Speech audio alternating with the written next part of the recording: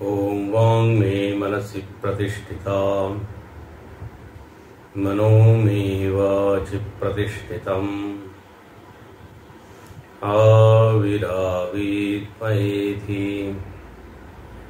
वेदस्य माणिस्थः श्रुतं मे मा प्रहासीः अनेनाधीतेन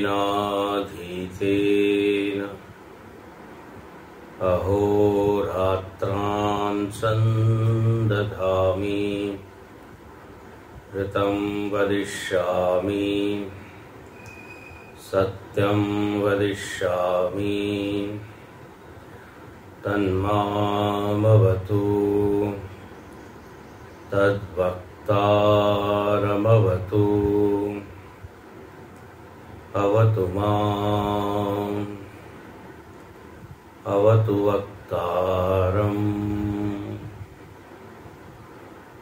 ॐ शान्ति शान्ति शान्तिः। समस्तजनकल्याणे निरतं करुणामयं नमामि चिन्मयं देवं सद्गुरुं ब्रह्मविद्वरम्। ॐ पूर्णमदः पूर्णमिदं पूर्णात् पूर्णमुदच्यते पूर्णस्य पूर्णमादाय पूर्णमेवावशिष्यते। ॐ शान्ति शान्ति शान्तिः। 13वां और 14वां मंत्र हम लोग पढ़ेंगे।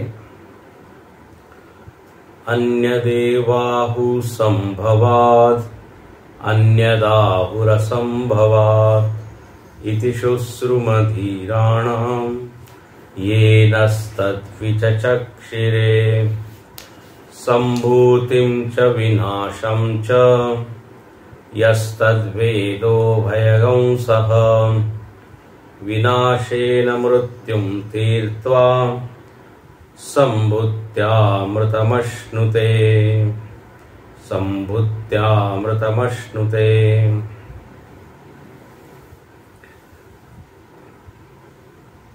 13वें और 14वें मंत्र में श्रुति माता उपासनाओं के फलों का वर्णन करती है। श्रुति माता कहती है कि जीवन को यदि आपको आनंददायी बनाना है तो बोले इन दोनों उपासनाओं को आप कीजिए, क्योंकि दोनों के फल अत्यंत मधुर है, सुंदर है। आप एक करोगे तो दूसरे फल से आप वंचित रह जाओगे, और जिस उपासना का जो फल होता है दूसरी उपासना का फल उससे रिप्लेस नहीं हो सकता, वो जगह रिक्त ही रहेगी, वो फल आपको नहीं मिलेगा। इसलिए यहां पर कहा कि ये संभूति और असंभूति यस्तद वेद उभयगम सह, जीवन में दोनों का अनुष्ठान हो। देखो, जैसे एक माता बच्चे को हित का उपदेश करती है, उसके लिए जो जो आवश्यक बातें हैं वो बार बार बताती है,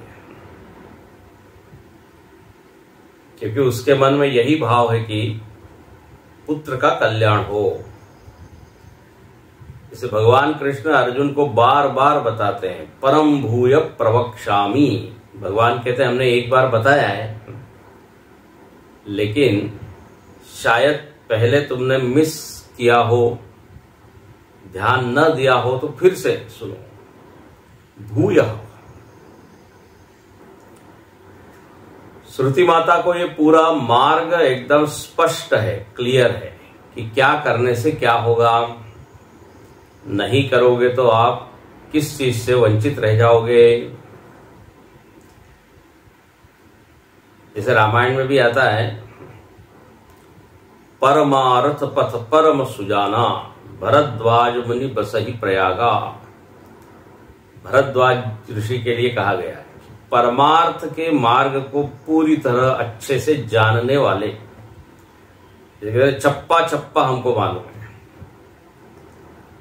किसी नए जगह जाते हैं तो एक गाइड को ले जाते हैं, और वो गाइड क्या कहता है, अरे मुझको चप्पा चप्पा सब रास्ते मालूम है, सब जगह मालूम है, कौन सा रास्ता कठिन है, कौन सा सरल है, किस रास्ते से कहां तक पहुंचेंगे।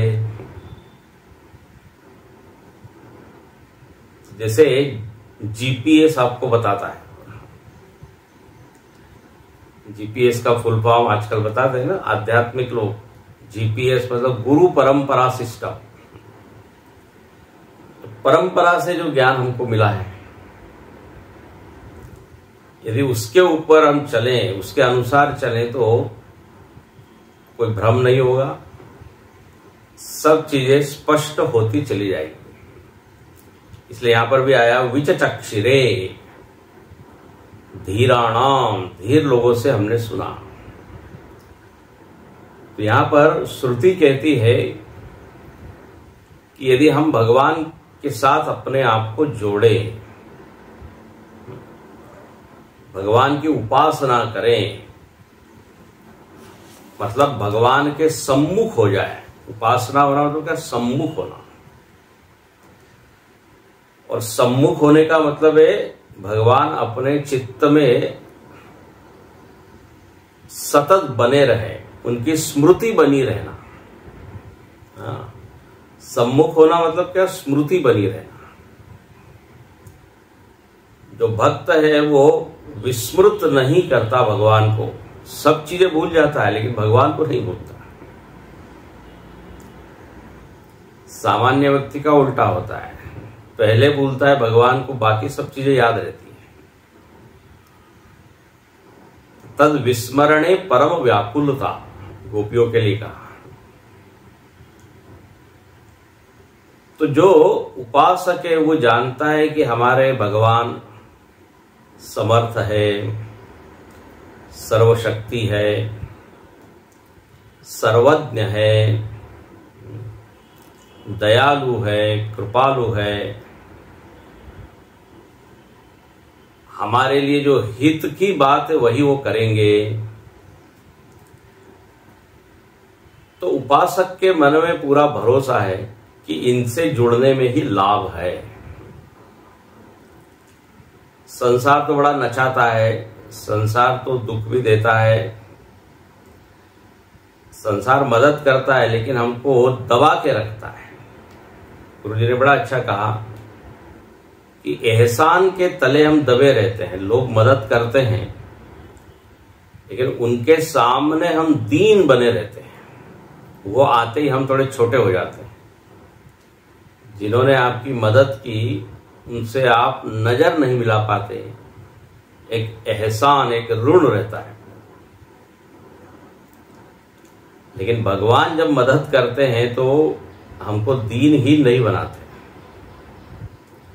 बल्कि दीनता हीनता को हटा देते हैं। ये शिव जी के लिए कहा कि याचक को अयाचक बना देते हैं।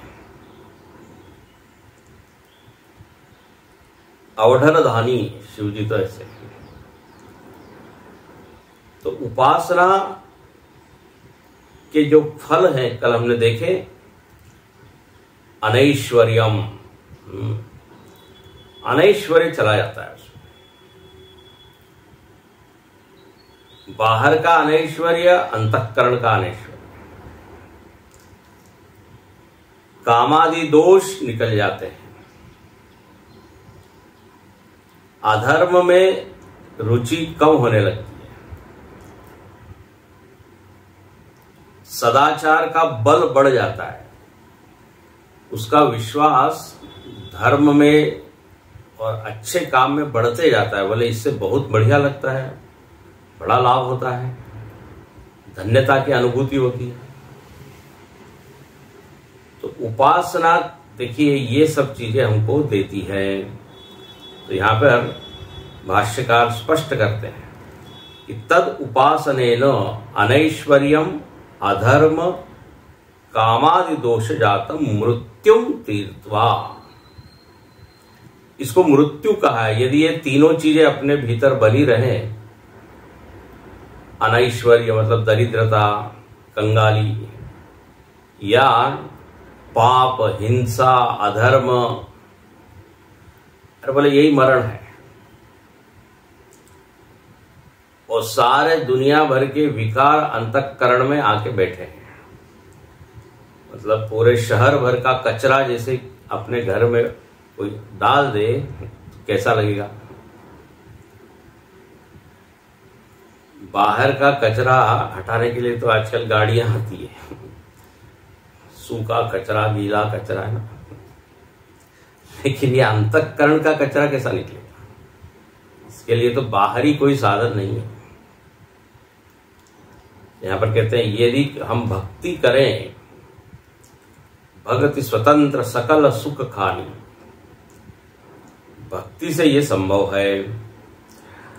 अच्छा, यहां पर इसको मृत्यु कहा है। कल इसके ऊपर चर्चा हम लोग कर रहे थे। मृत्यु शब्द सुनते ही व्यक्ति जरा घबराता है। मृत्यु किसका पर्यायवाची है?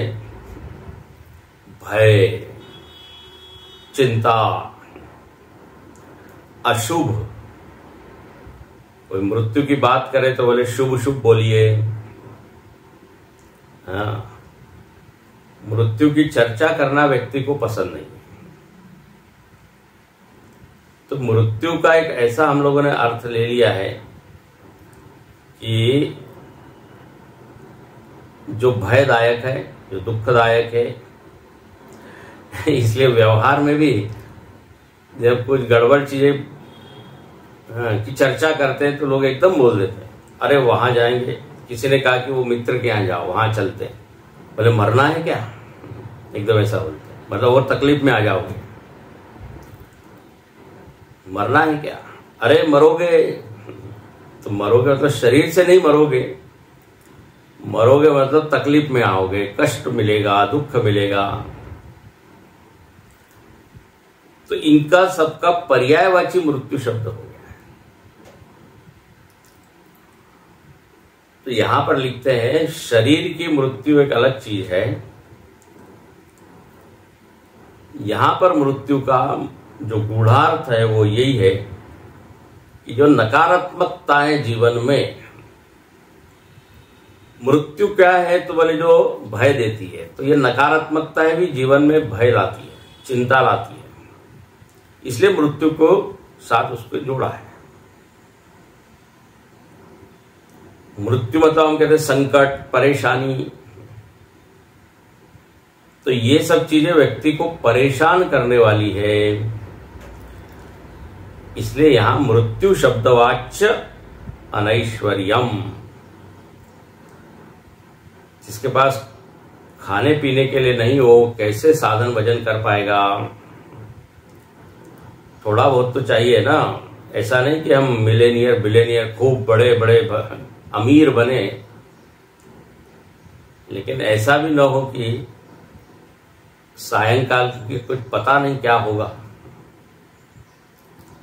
साधु इतना दीजिए जामे कुटुंब समाए, मैं भी भूखा ना रहूं साधु न भूखा जाए। तो कहते हैं यह अनैश्वर्यता तो ठीक नहीं। तो उपासना से ऐश्वर्य मिलता है। मतलब ये कि भक्त को जो जरूरत है वो भगवान प्रोवाइड कर देते हैं, और उसका चूंकि अनुभव है पीछे का, इसलिए वो निश्चिंत रहता है। जिसकी जरूरत है आ जाता है। तो अनैश्वर्यता की जो चिंता है, दरिद्रता की, वो चिंता मिट गई। ये उपासना का। और जो दुष्कर्म करने की एक प्रवृत्ति रहती है, गलत काम करने की जो प्रवृत्ति होती है, भक्ति में यदि मन लग जाए तो मन का स्तर इतना ऊंचा हो जाता है, क्योंकि आप जिसका ध्यान कर रहे हो वो इतना ऊंचा है, तो ये निम्न बातों के लिए उसमें कोई अवकाश ही नहीं है। इसलिए एकदम सही लिखा है, भक्ति का परिणाम दुष्कर्म पाप वृत्ति में एकदम न्यूनता क्या, जीरो। और ऐसे ये दोष जो है संसार में जब हम व्यवहार करते हैं, विचरण करते हैं, तो ये सारे दोष खूब ले आते हैं। एक व्यक्ति ने अच्छा कहा, बोले जैसे आप बाहर जाते हो 2-4 घंटे शहर में घूमते हो तो कपड़े जो है खराब हो जाते हैं, घर में आके कपड़े बदलना पड़ते हैं, उनको धोना पड़ता है। ऐसे ही जब इस मन को आप संसार में ले जाते हो तो संसार की बहुत सारी गड़बड़ियां, अशुद्धियां हम अपने भीतर एकत्र कर लेते हैं, क्योंकि व्यवहार में कुछ न कुछ तो दोष होता ही है। कभी ईर्ष्या आ जाएगी, कभी द्वेष होगा, कभी गुस्सा आएगा, कभी अभिमान आएगा। तो अब ये सब विकार इकट्ठे किए हैं तो इसकी सफाई कैसे हो? तो यहां स्पष्ट लिखा है कि उपासनेन, भक्ति से ये संभव है। तो इसलिए भगवान की सम्मुखता, वृत्ति को भगवान की ओर उन्मुख करके रखना, ये एक आवश्यक चीज है, श्रुति कहती है। इसलिए वेद, इसको जानो और करो। फिर यहां देखते हैं कि देखिए, अणिमादि फलम मिल जाता है। कल हमने देखा अणिमा, गरिमा, छोटे होना, बड़े होना। इसका गुरुजी ने एक बड़ा आध्यात्मिक अर्थ भी बताया। या अणिमा, गरिमा ये तो एक शरीर की दृष्टि से छोटे हो जाना, हल्के हो जाना। लेकिन देखिए, साधना जब व्यक्ति करता है, उपासना इत्यादि, तो व्यवहार में कहां छोटे होना, कहां बड़े होना, ये भी उसको आ जाता है। ये अणिमा का अर्थ हमेशा ही शरीर को छोटा करना ये नहीं। कभी कभी हमको पीछे होना पड़ता है, कभी कभी आगे होना पड़ता है। तो ये आध्यात्मिक अष्टसिद्धियां हैं। हनुमान जी के जीवन में आता है, जब सारे वानर लोग निराश हो जाते हैं तो हनुमान जी आगे आ जाते हैं, बड़े हो जाते हैं। जब सब कुछ ठीक चल रहा है, पीछे रहते हैं, अणु के रूप में, जब मानो कि वो है ही नहीं, डजंट एग्जिस्ट। तो ये व्यक्ति को आना चाहिए। संस्था में देखिए इसकी काफी जरूरत पड़ती है। जब सब लोग निरुत्साहित हो गए, निराश हो गए, तो उसको बड़ा बनना पड़ेगा। भले ही उसको पद की अपेक्षा नहीं, लेकिन अब दिशा देने के लिए उसको आगे आना पड़ेगा। तो गरिमा, महिमा, ईशित्व, उसको फिर शासन करना पड़ेगा। बोले चलो मैं संभालता हूं। नहीं, बोले हम तो केवल पीछे रहेंगे। हर समय पीछे रहने से नहीं बात बनती। तो ये इसका आध्यात्मिक अर्थ भी है, अणिमा इत्यादि। ईशित्व, वशित्व। अब देखिए, हनुमान जी कभी भी राजा नहीं रहे, हाँ? लेकिन सारे वानरों के हृदय पर यदि किसी का शासन चलता था तो हनुमान जी का। सब लोग हनुमान जी की बात मानते हैं।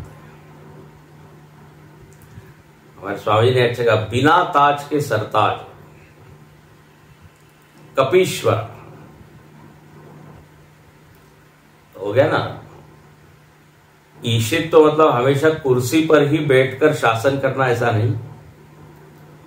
लोगों के दिल पर राज करना। जो उपासक होता है, देखिए, वो बिना कुर्सी पे बैठे सब पर शासन करता है। तो ये उपासना के बड़े मीठे मीठे सारे ये फल है। इसको जितना हम बढ़ाएंगे उतना ये सब ज्यादा मिलेगा। अच्छा, तो ये तो हुआ संभूति की उपासना का फल। असंभूति की उपासना यदि की जाए तो क्या फल मिलेगा? तो यहां पर लिखते हैं प्रकृति लय, और इसको यहां अमृत कहा है। अमृतम प्रकृति लयम, प्रकृति लय लक्षणम अश्नुते, भाष्य में।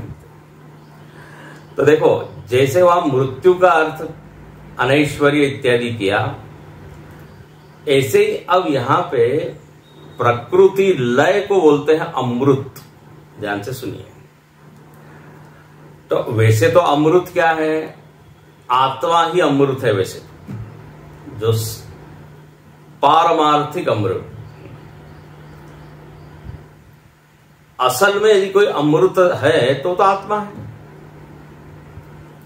लेकिन अब यहां पर प्रकृति लय को भी अमृत कह दिया, मतलब क्या? तो यहां पे अमृत का अर्थ है एक सुखद स्थिति, जहां पर सांसारिक दुखों का अनुभव नहीं है, अभाव है, चिंता नहीं है। तो व्यक्ति खूब ध्यानाभ्यास यदि कर रहा है तो बोले मन शांति का जो वो आस्वादन कर रहा है, वही मानो क्या है? अमृत है। बड़ा अनुकूल।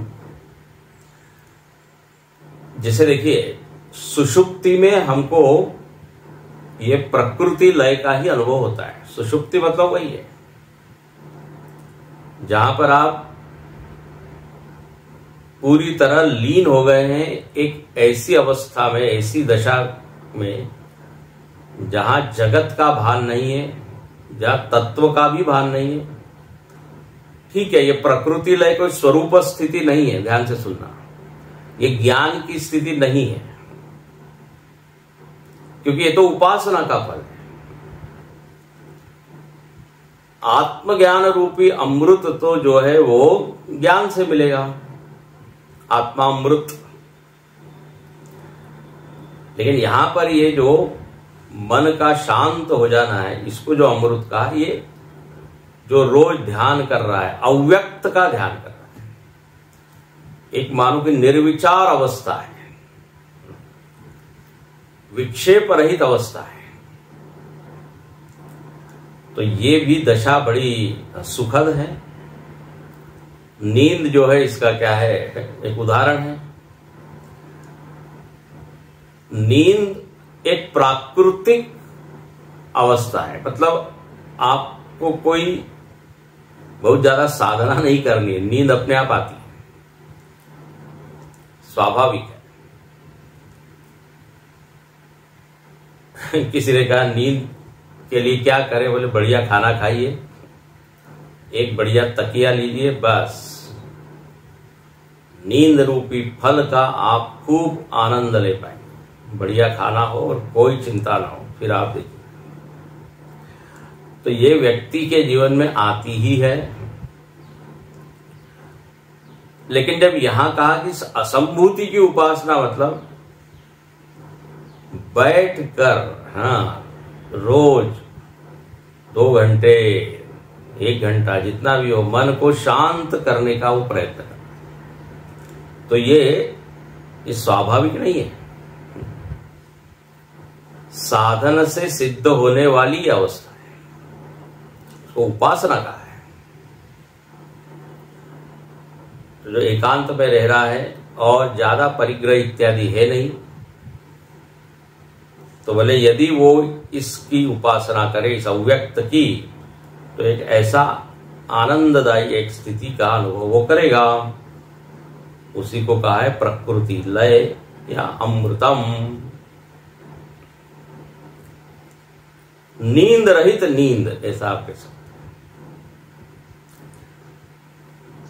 जैसे नींद से उठने के बाद एक अच्छा लगता है, ऐसे ही ध्यान करने के बाद उसको अच्छा लगता है। ध्यान काल में भी अच्छा लगता है, निश्चिंत निर्भय स्वाधीन अवस्था। ये जो ध्यान का सुख है ना, ये इसमें पराधीनता कुछ नहीं है। आप शांति से बैठे हैं, और बस आपको अच्छा लग रहा है। वहां न किसी विषय का भोग है, न किसी विषय में आप इन्वॉल्व हो रहे हैं, and you are enjoying yourself. स्वाधीन अवस्था है,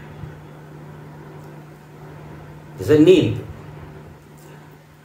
तो यहां पर कहा कि यदि कोई खूब अव्यक्त का ध्यान करें तो आगे आएगा, वो फिर मरण के बाद प्रकृति में विलीन हो जाता है। उसको प्रकृति लय कहते हैं। मतलब जीते जी तो कर ही रहा है वो अव्यक्त का ध्यान, और यदि खूब उसकी रुचि इसमें हो तो मरण के पश्चात उसका पुनर्जन्म नहीं होगा, एक कल्प तक। ध्यान से सुनिए, थोड़ी नई बात बता रहे हैं। वो अव्यक्त में लीन हो जाएगा कल्पांत तक,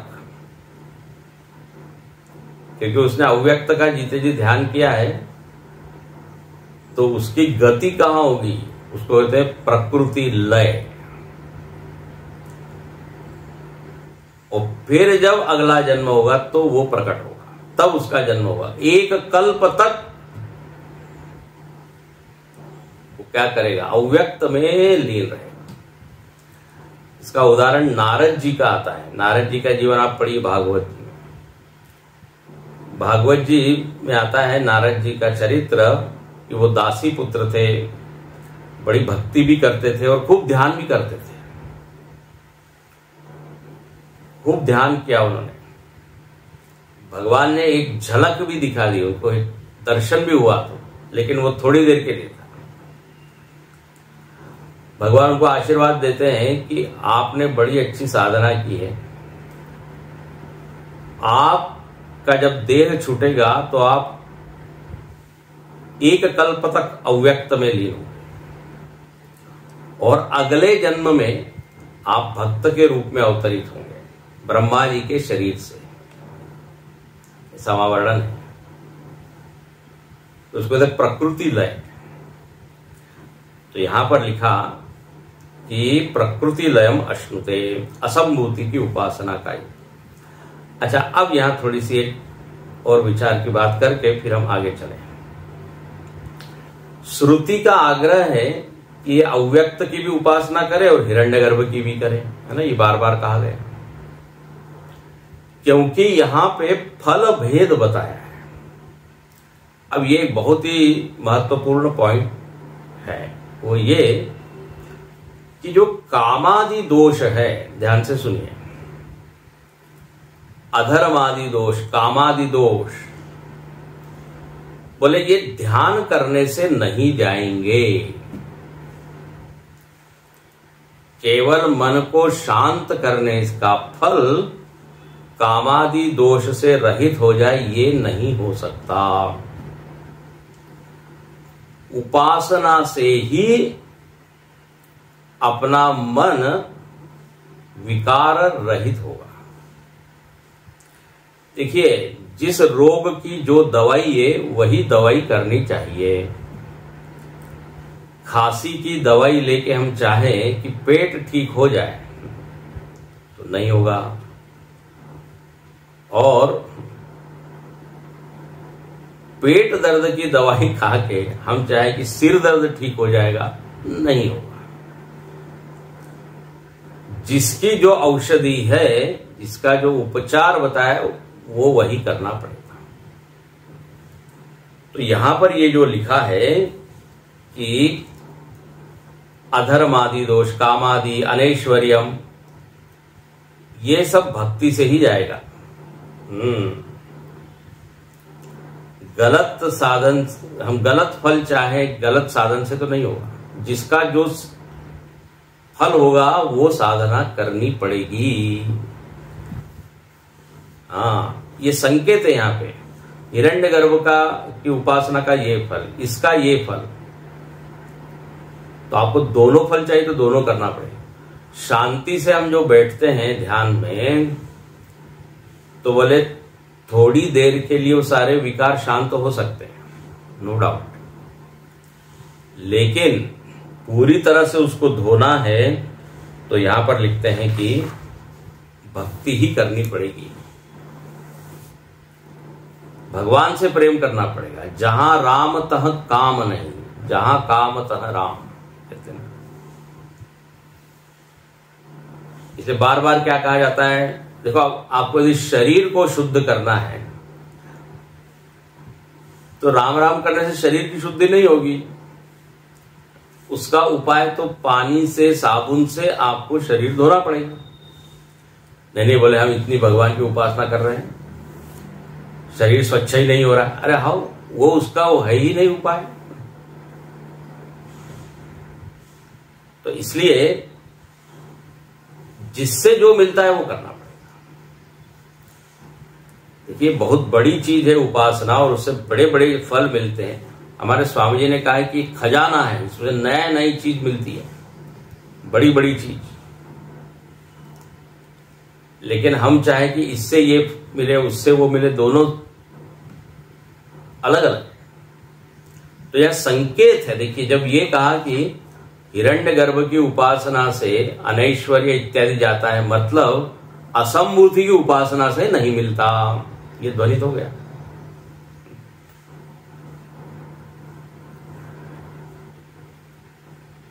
फिर यहां पर कहते हैं कि देखिए आप उपासना कर रहे हैं तो उपासना का तो फल मिलेगा, लेकिन आपको ध्यान का भी फल यदि चाहिए तो वो उपासना से नहीं मिलेगा। अब ध्यान का फल क्या, ध्यान मतलब क्या, यहां का निर्विषय होना। अब देखो इसको ध्यान से पकड़िएगा। जो उपासक होते हैं, उपासक के मन में हमेशा ही विषय बना रहता है। कौन सा विषय? भगवान का विषय। नाम रूप गुण, कुछ न कुछ मन में एक विषय बना रहेगा। ठीक है, वो विषय सुखद है, आनंद देने वाला है, लेकिन उसको निर्विषयता का आनंद मालूम नहीं है। उपासक की बाध्यता क्या है? बोले मन में कुछ न कुछ भगवान का विचार होना चाहिए, तभी आनंद है। समझ में आ रहा है क्या आपको? निर्विषयता में भी आनंद है, निर्विषय भी कभी कभी होना चाहिए मन को, विषय रहित, वो भी एक सुखद अवस्था है। यदि उसको आपने नहीं किया तो अधूरा हो गया। अच्छा, जो केवल ध्यान ही ध्यान कर रहा है और भगवान से प्रेम नहीं कर रहा है, उपासना नहीं कर रहा है, तो ही विल मिस दैट। तो निर्विषय चित्त। तुलसीदास जी ने एक बहुत अच्छी बात लिखी है एक भजन में, बोले विषय वारि मन मीन भिन्न नहीं होत कबहु पल एक, ताते सही विपत्ति अति दारुण जनमत जोनि अनेक। कहते हैं हमारा मन जो है विषय में ऐसा घुसा हुआ है कि अलग होता ही नहीं।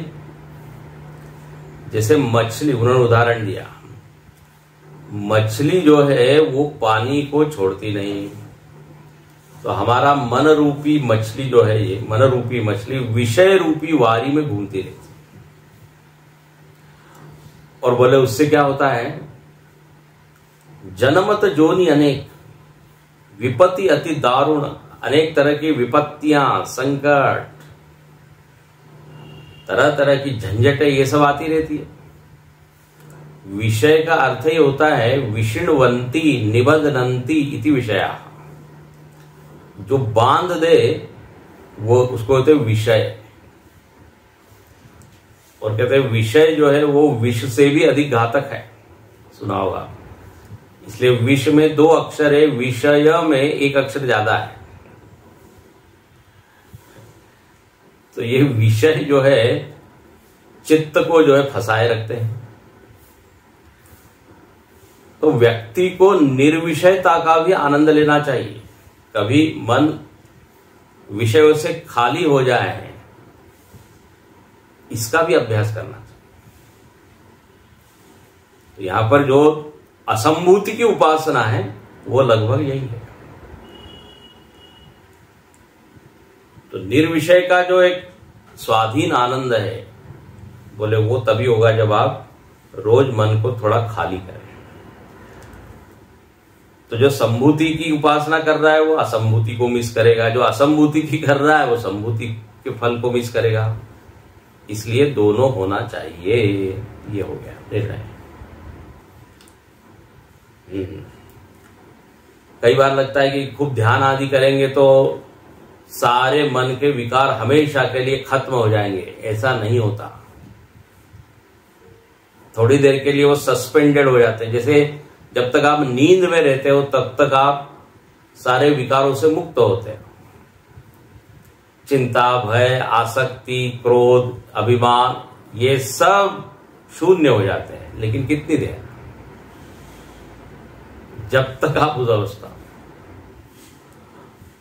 उन सबको यदि हमेशा के लिए हटाना है तो फिर जागृत अवस्था में प्रयत्न करना पड़ेगा, है ना। तो वही यहां पे कहा, संभूति की उपासना करनी, भगवान से जोड़ना पड़ेगा। वो भगवान ही मन की सफाई कर सकते हैं। तो इसलिए दोनों का महत्व है, ये हम कहना चाह रहे हैं, और हम नहीं, श्रुति कहना चाह रहे हैं। इस तरह यहां पे समुच्चय की बात हो गई, दोनों का फल बताया। अब आगे चलते हैं। अब भाष्यकार अगले मंत्र में जाने के पहले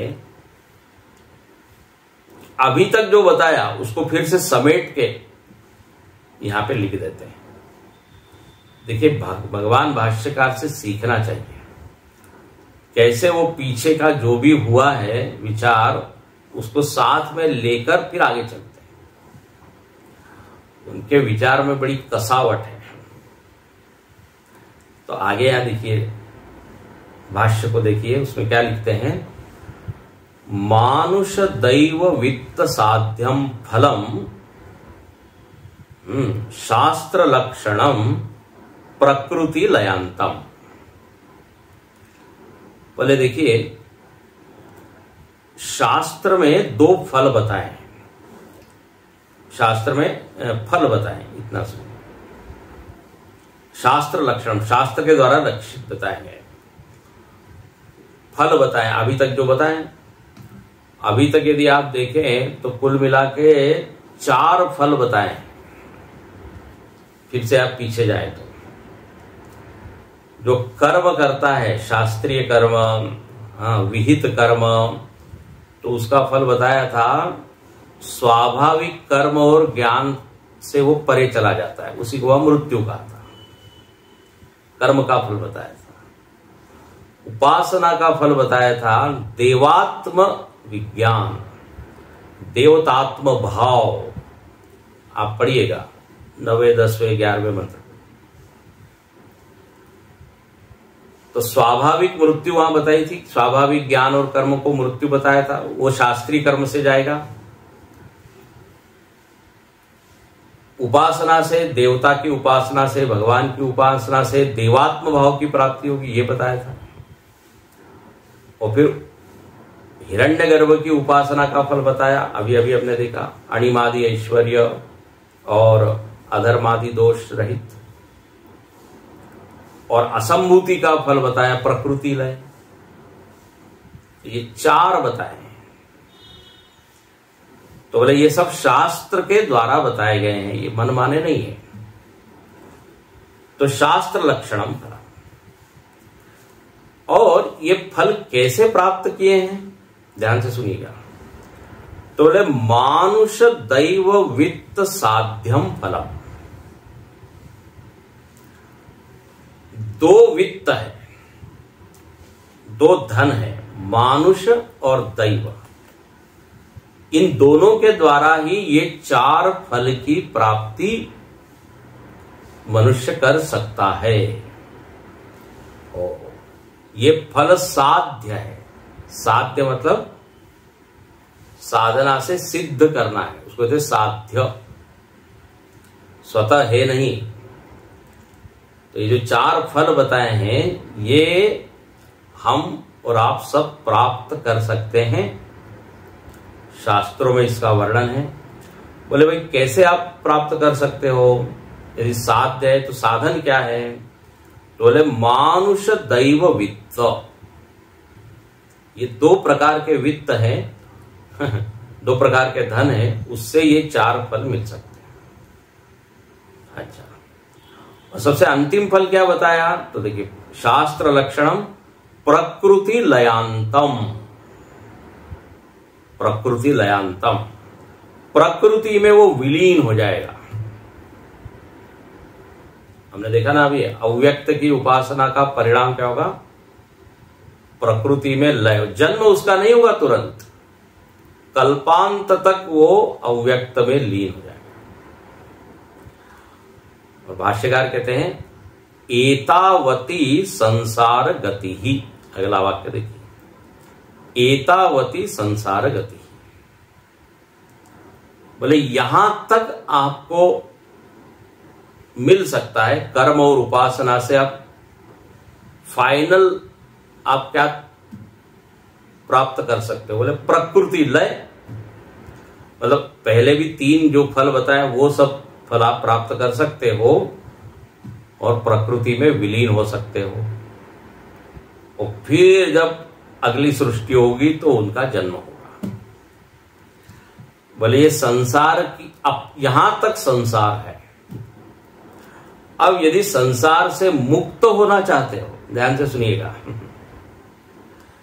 तो फिर आत्मज्ञान की जरूरत है।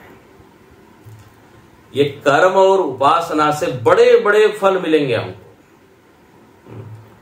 अनैश्वर्य, अधर्म, ये सब चला जाएगा, सिद्धियां मिल जाएगी। हाँ, जीते जी आप शांत मन का आस्वादन कर पाओगे, और मरने के बाद भी एक शांति की स्थिति का अनुभव, जिसको प्रकृति लय कहते हैं। लेकिन है सब ये क्या? संसार ही। देखो देखो, ध्यान से पकड़िएगा। यदि इससे आपको ऊपर जाना है तो बोले फिर विचार, फिर आत्मविचार, आत्मचिंतन। और वो हम लोगों ने देखा है पहले 8 मंत्रों में। 8 में से 2 मंत्र हटा दीजिए, क्योंकि एक में कुर्वन् नेवेह कर्माणि, कर्म की चर्चा हुई थी, और एक में असूर्या नाम ते लोका, उनकी चर्चा। तो जो 6 मंत्र थे पहले वाले, वो मुक्ति देने वाले मंत्र हैं। और उसके बाद के जो कर्म उपासना के हैं, बोले इससे बड़े ऊंचे फल मिलेंगे, सामान्य चीज नहीं है। जो बहुत गंभीर उपासक है, हाँ, उसी को सिद्धियां मिल सकती है, वही प्रकृति में विलीन हो सकता है। लेकिन है ये अंततः क्या? संसार। एतावती संसार गति ही। यहां टिप्पणीकार लिखते हैं कि संसार अंतपाती फलम, इससे हम मुक्त हो जाएंगे ऐसा नहीं होगा। इन सारी चीजों को करने से जीवन बहुत बढ़िया हो जाएगा, उसका जीवन स्तर हमारा बहुत ऊंचा हो जाएगा, व्यक्तित्व में निखार आ जाएगा। ये सब मिलेगा, इसमें कोई शंका नहीं। मधुर व्यक्तित्व होगा, हमारी वाणी, हमारा मन, उसकी क्वालिटी जो है एकदम सुंदर हो जाएगी। मन शांत रहेगा। तो देखिए, शांत मन वाला व्यक्ति कितना आकर्षक होता है। बोले देखो कितने शांत है। जो बहुत ज्यादा क्रोध कर रहा है, चिड़चिड़ कर रहा है, लोग उससे दूर होते हैं। तो एक आकर्षक व्यक्तित्व का धनी वो हो जाएगा कर्म उपासना करने से। लेकिन संसार गति है। अच्छा, और ये जो प्राप्ति हुई 4 फल की, जिसका अभी वर्णन किया, बोले कैसे होगी ये? तो कर्म उपासना करेंगे। तो कर्म उपासना कैसे करें? तो उसके लिए कहा आपके पास 2 साधन होने चाहिए, मानुष दैव वित्त। मानुष दैव वित्त साध्यम फलम। ये मानुष और दैव, ये 2 चीजें यदि आपके पास हो, 2 प्रकार का धन, तो ये फल सब मिल सकते हैं। अच्छा, बोले भैया अब ये बताइए, अब बार बार कह रहे हैं मानुष वित्त, दैव वित्त, ये क्या है? तो यहां आनंद गिरी जी महाराज थोड़ी सी सहायता करते हैं। क्या कहते हैं? इनके पास आनंद गिरी महाराज का हो, टीका हो, देखिए, नहीं तो सुनिए। मानुष वित्त क्या है? तो बोले शरीर पाटवम। शरीर पाटव मतलब सबसे पहले तो शरीर बढ़िया हो, ठीक हो, स्वस्थ हो। ठीक हो मतलब सुंदर हो ये नहीं, ठीक हो, प्रकृति अच्छी हो उसकी, आरोग्य, स्थिरैरंगै स्तुष्टुवागं सस्तनूभिः व्यशेमदेव हितम यदायुः।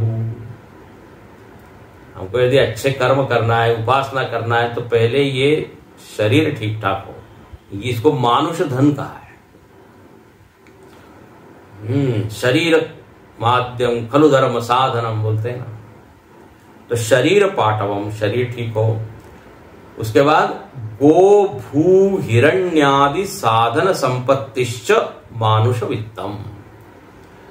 शरीर तो अच्छा हो लेकिन धन इत्यादि न हो, तो यहां पर लिखते हैं धन इत्यादि हो। गो मतलब गाय, गाय का अर्थ है पशुधन। पहले के जमाने में पशु को बड़ा धन माना जाता था, तो गाय। भू जमीन, हाँ जमीन जायदाद हो।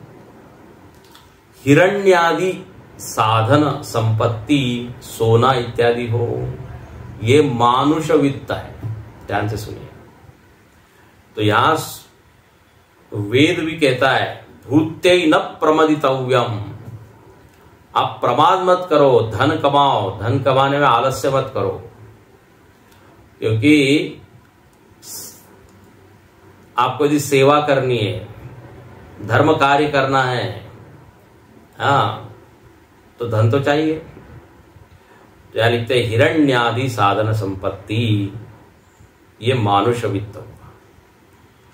देखो कहा गया है कि इष्टा और पूर्त दो प्रकार के कर्म करना चाहिए। इष्टपूर्त, आपूर्त मतलब समाज में जिसकी कमी है उसकी पूर्ति हम करें। हॉस्पिटल नहीं है, पानी की व्यवस्था नहीं है, कुआं बना दे, तालाब बनाए। शिक्षा की व्यवस्था नहीं है तो स्कूल बनाए। दवाई इत्यादि के लिए दवा खाने इत्यादि, तो ये सब आपूर्त कर्म कहलाते हैं। तो इसके लिए तो धन चाहिए ना। और इष्ट मतलब आपके रोजमर्रा की जो इच्छाएं उसको पूर्ण करने के लिए धन चाहिए। घर के लिए धन चाहिए, खाने पीने के लिए धन चाहिए, अन्न के लिए। तो साधना यदि करना है तो धन की तो आवश्यकता होगी ही, इष्टापूर्त के। तो यहां पर इसको मानुष वित्त कहा। और ऐसे ही दैव वित्त क्या है, ये भी होना चाहिए। दैवम वित्तम देवता ज्ञानम। दैव वित्त मतलब देवता का ज्ञान। अब देवता का ज्ञान मतलब उपासना विधि का ज्ञान। जिसकी आपको उपासना करनी है उस उपास्य के बारे में जानकारी होनी चाहिए।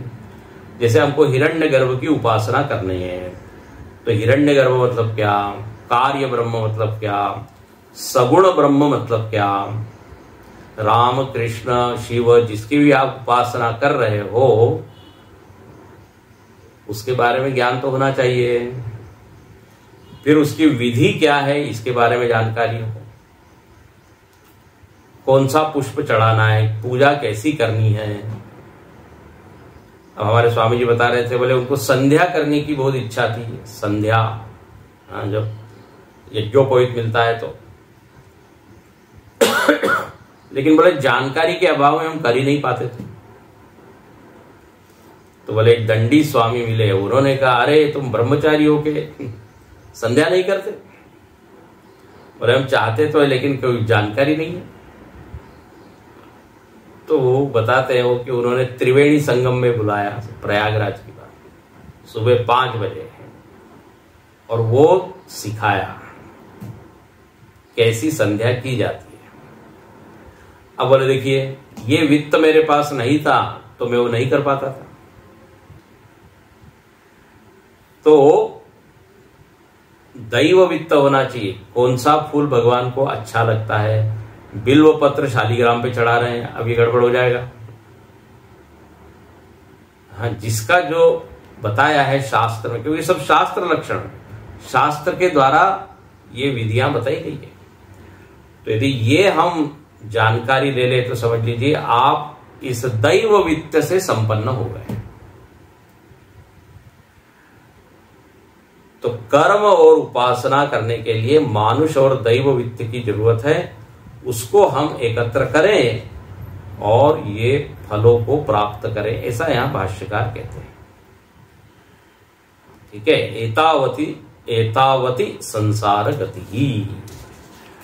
अच्छा, लेकिन अब हमको तो संसार से ऊपर जाना है, तो अगली पंक्ति पढ़ के मैं पूर्ण करता हूं। अतः परम पूर्वोक्तम आत्मा एव अभूत विजानत इति सर्वात्म भाव एव सर्व एषणा संन्यास ज्ञान निष्ठा फलम। ज्ञान निष्ठा का फल क्या बताया? मुक्ति। और ज्ञान में निष्ठा किसकी होगी? तो बोले जो सर्व एषणा को छोड़ेगा, उसका वर्णन पीछे आया था। आत्मा एव अभूत, जिसके लिए आत्मा ही सब कुछ हो गया, तो बोले वो फल उसको मिला क्योंकि वह एषणा मुक्त था, वो उत्तम अधिकारी था।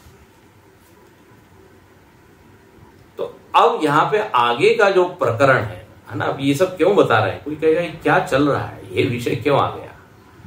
तो अब आगे यहां बताया ये जा रहा है कि जिसने उपासनाएं की हैं और अब उसको मुक्ति का फल चाहिए, तो वो उपासक जो है ना, मार्ग की याचना करता है। कल इसको देखेंगे।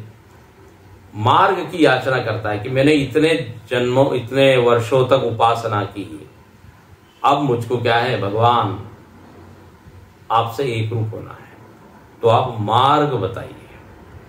और वो संसार से ऊपर जाना चाहता है।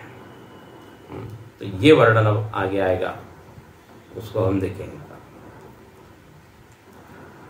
ओम पूर्णमदः पूर्णमिदं पूर्णात् पूर्णमुदच्यते पूर्णस्य पूर्णमादाय पूर्णमेवावशिष्यते। ओम शांति शांति शांति। हरि ओम। श्री गुरुभ्यो नमः। हरि ओम।